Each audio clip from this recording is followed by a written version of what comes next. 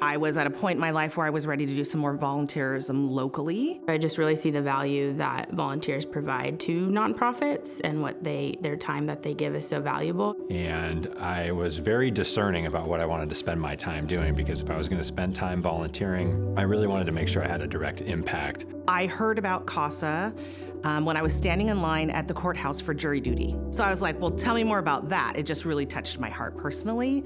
I really understood that the CASA volunteers could make a direct impact on children, and children who needed advocacy most within our communities.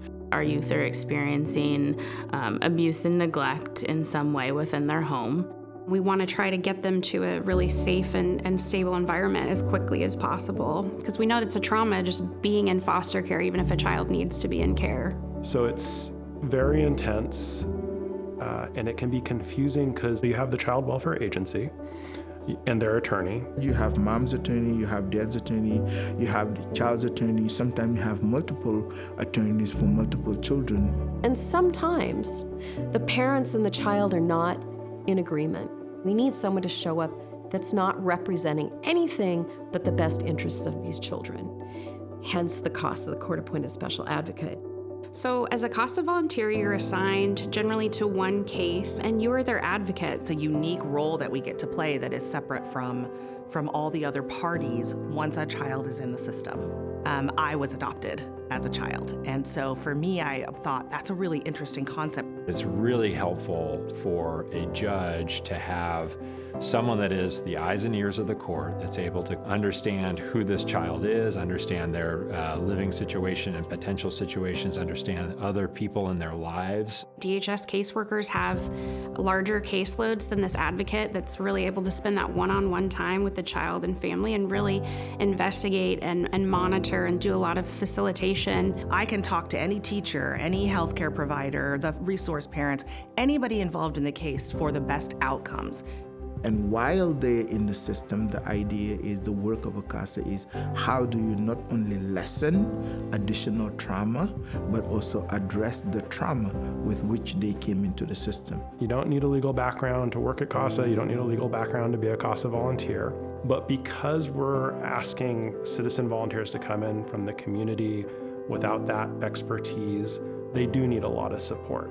The CASA supervisor role is very impactful, and it's an important piece of supporting our CASAs on each of their cases. I love being able to work with my volunteers, troubleshooting things that might come up on their case, helping support them in court.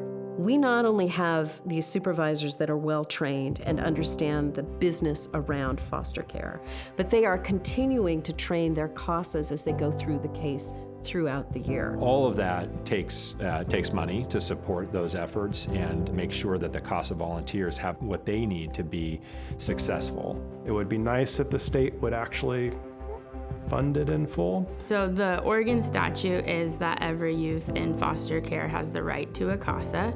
In Multnomah County, we're not appointed on all cases at this time due to capacity. And right now, there are roughly 500 kids in the foster system that we could serve that we are unable to serve today. This work that we're doing goes just beyond the child welfare system.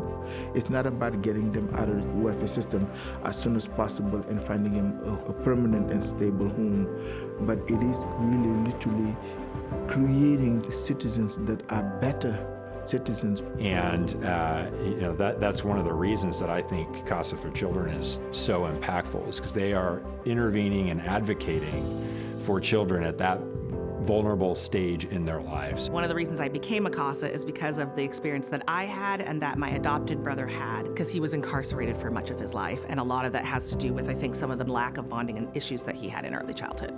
If we get to them now and build them and make them stronger and make them centered, we don't have to chase after them when they become adults and try to mend them.